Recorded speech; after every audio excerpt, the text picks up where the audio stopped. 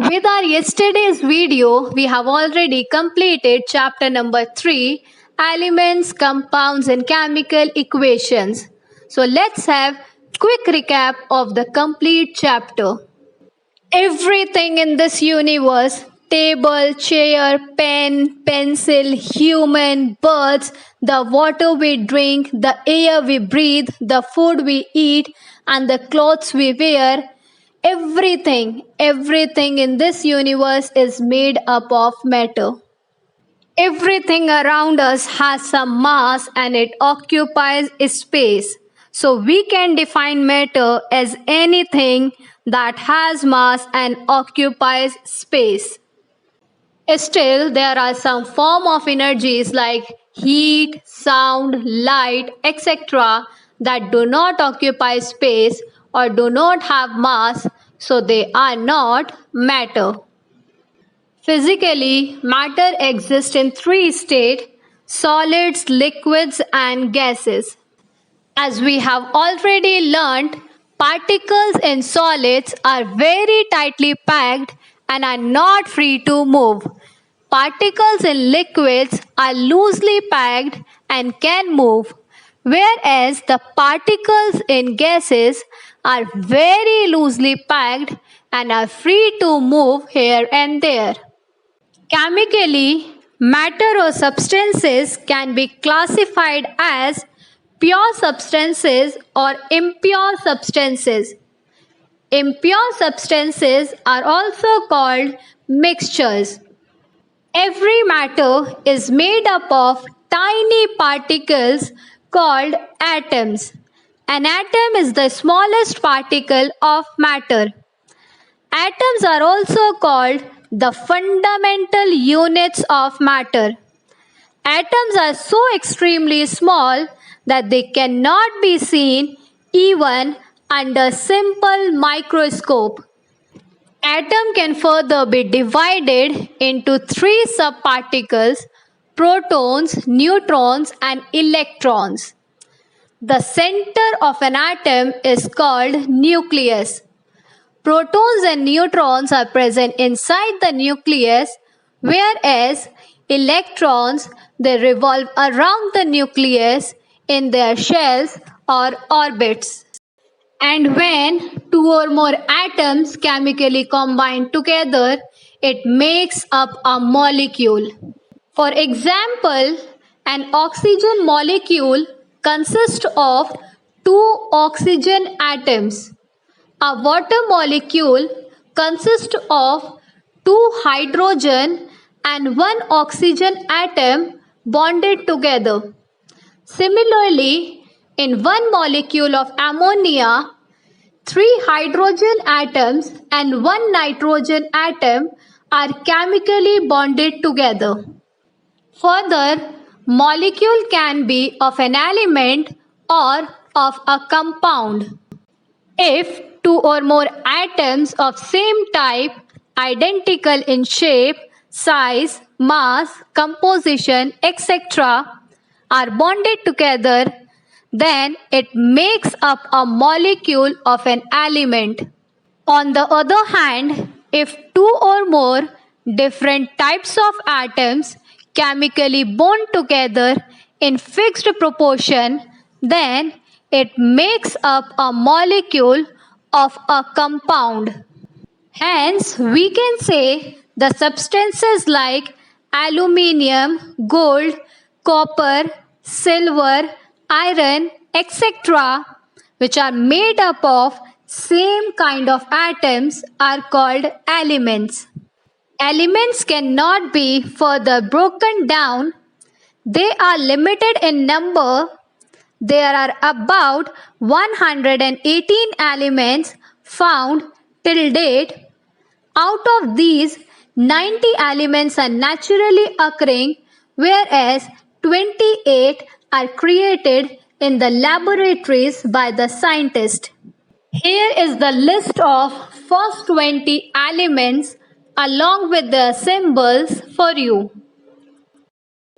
And we can say the substances like bleach, water, sugar, carbon dioxide, baking soda, etc., in which atoms of different types are chemically bonded together in fixed ratio, are called compounds.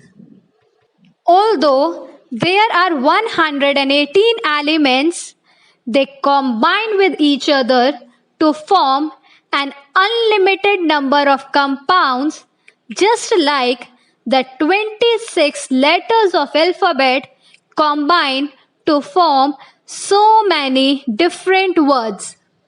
Now next, what are impure substances or mixtures in chemistry? Your salad have different veggies or fruits mixed in any proportion, right? The soil consists of different types of particles mixed together in any ratio. The milk we drink is rich in calcium, potassium, magnesium, zinc, sugar, etc. Our blood consists of red blood cells, white blood cells, platelets, plasma, and etc. Similarly, the tap water we drink, it contains minerals, salts, germs, etc. All the examples we have taken consist of different types of particles mixed in any ratio. Hence, impure substances or mixture can be defined as the substances which are made up of different types of particles mixed together in any proportion. Particles in mixture are not chemically bonded together and can be separated into its constituent components by physical methods. Next, in any atom, there are fixed number of electrons that can accommodate in each shell. Like maximum 2 electrons can accommodate in K shell, 8 electrons maximum can accommodate in L shell, 18 electrons in M shell, and 32 electrons in N shell. This arrangement of electrons within an atom in different shells is called electronic configuration. For any atom to attain stability, its outermost shell should be completely filled. Most of the atoms are stable if they have 8 electrons in their outermost shell, and this state is called octet state. To achieve stability, an atom sometimes loses electron or sometimes gains electron. The number of electron an atom donates or accepts to attain its stability is called valency. Here are some name of elements, their atomic number, symbol, and their valency for you on the screen. Next topic we have done is how to write a chemical formula of a compound. For this, some steps need to be followed. First, write down the symbols of the elements that form a compound. Below the symbol, write down their valencies, then cross multiply or interchange the valencies and use them as subscript of the symbols of an element. In case one is the subscript, it is not included in the chemical formula. After this, we have learned what are chemical equations. Chemical equations are the mathematical representation of chemical reactions.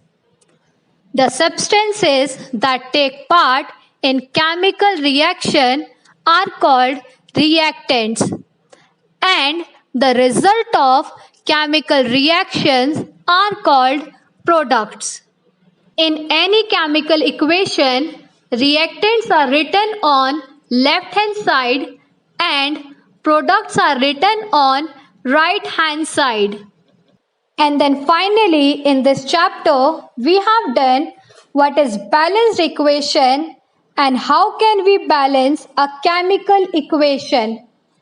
If the numbers of atoms of each element is equal on both the sides of equation, such an equation is called balanced equation. The process by which we equate the number of atoms in each element on both sides of an equation is called balancing of a chemical reaction. Balancing is usually done by a trial and error method in which we multiply both sides with the same number.